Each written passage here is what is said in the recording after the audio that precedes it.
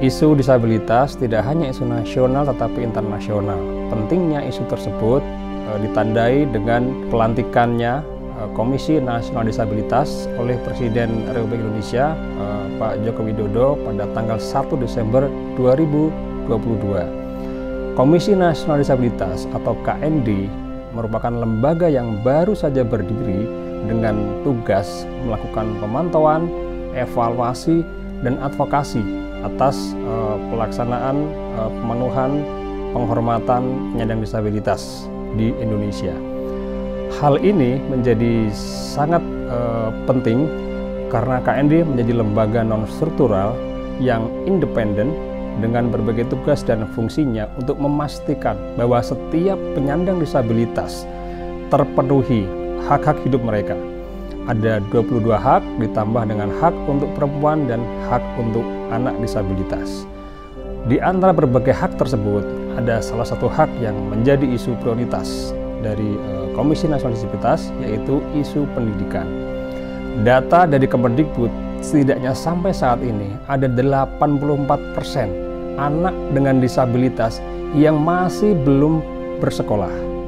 Mereka anak-anak usia sekolah yang tersebar di berbagai wilayah di Indonesia. Hal ini menjadikan satu fakta yang perlu dilakukan bersama upaya-upaya untuk mencarikan solusi bagaimana hak pendidikan mereka bisa terpenuhi. Hak tersebut antara lain adalah bagaimana memastikan mereka bisa mengakses pendidikan yang terbaik sesuai dengan potensi dan kemampuan mereka.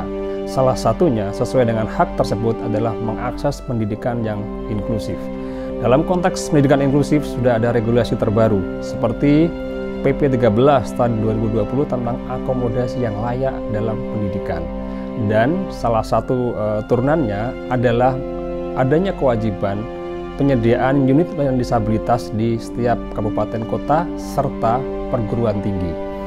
ULD pendidikan inklusif akan sangat strategis dan sangat penting untuk memastikan bagaimana setiap anak-anak kita, anak-anak dengan potensi yang luar biasa, generasi masa depan bangsa ini bisa mengakses pendidikan yang terdekat dengan rumahnya, yang menerima mereka dengan sepenuh hati, dan bisa melayani mereka secara berkualitas baik di sisi pendidikan ataupun di sisi kehidupan sehari-hari mereka.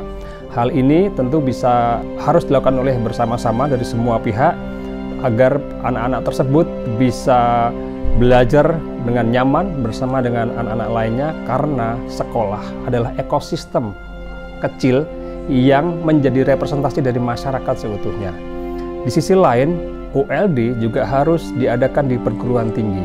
Artinya adalah bahwa setiap anak bangsa berhak untuk mengakses pendidikan sampai dengan perguruan tinggi. Ini akan menjadi masa depan generasi dalam konteks bagaimana meningkatkan kemampuan atau meningkatkan potensi disabilitas di berbagai sektor, baik itu ekonomi, kesehatan, pendidikan, teknik, dan sebagainya. Nah, berbagai hal teknis tentu sangat perlu untuk diupayakan bersama. Bagaimana pendidikan inklusif ini bisa berjalan di semua daerah, di semua wilayah di Indonesia.